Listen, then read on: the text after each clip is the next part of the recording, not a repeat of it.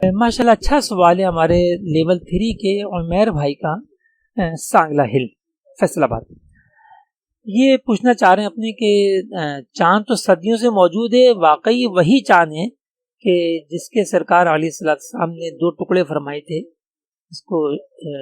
शक फरमाया कि वही चांद है, तो फिर ये हर महीने नया चांद कैसे पैदा हो जाता है?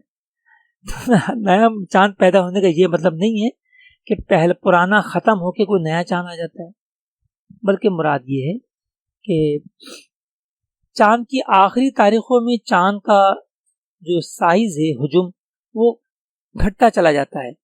यहाँ तक कि एक टहनी की सूरत में बारीक सा चांद रह जाता है। उसके बाद हमें चांद तकरीबन 2.5 दिन दिखाई नहीं देता। इसका ये मतलब नहीं होता कि चांद अब तुलू ही नहीं हो रहा, चांद रोजाना तुलू हो रहा, गुरूब हो रहा है, लेकिन वो इसलिए दिखाई नहीं देता कि इतना बारीक हो चुका कि हमारी खाली आंख, नेकड आई, उसका इदराक नहीं कर पाती, उसे देख नहीं पाती। तो ये छोटा होते होते जो 2.5 दिन के लिए छुपता है तकरीबन, उसमें 1.25 दिन ये मजीद छोटा होते होते एक लम्हा ऐसा आता है कि एक ही लॉन्गिट्यूड पर यानी तूले बलद पर चांद और सूरज आ जाते हैं। मसलन कराची 67 डिग्री लॉन्गिट्यूड ईस्ट पर है और 67 ईस्ट पर ही चांद और सूरज भी पहुंच गए आज दोपहर 12 बजे, तो हम कहेंगे कि जो है वो आज दोपहर 12 बजे पाकिस्तानी टाइम से नया चांद पैदा हुआ। तो अब इसकी कोई जगह मुकर्रर नहीं होती दुनिया में, किसी भी मुल्क में किसी भी तूले बलद पर हर महीने बदल बदल के नए नए चांद पैदा होते हैं। यानी पुराना चांद छोटा होते होते एक लम्हा आता है कि मजीद छोटा नहीं होगा, उसके बाद अगले लम्हे से चूंकि चांद फिर सूरज से दूर हटने लगेगा, तो लिहाजा दोबारा साइज बड़ा होना शुरू हो जाएगा, तो इसको कहते हैं नया चांद पैदा होना। और जब एक लाइन पर आते हैं उसे कहते हैं मुहाक कंजुगेशन। ठीक है,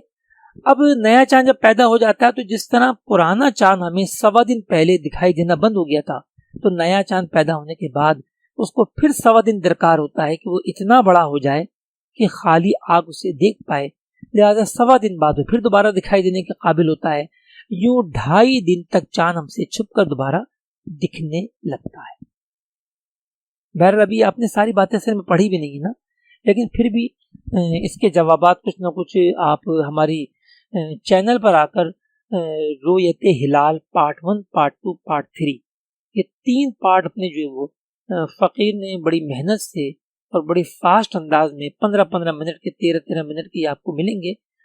40-45 मिनट में आप ये पूरे चांद के बारे में ज़बरदस्त मालूमात आप हासिल करने में कामयाब हैं। और पैदा होना इन्हीं माना में वजह तस्मिया को कहा गया कि पुराना चांद छोटा होते होते अब मजीद छोटा नहीं हो सकता,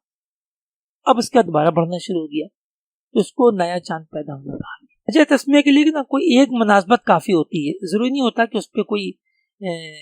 हर लिहाज से वो दुरुस्त हो और कहीं पर भी कोई उस पर एतराज़ कायम ना हो सके, तो ये लाजिम नहीं होता।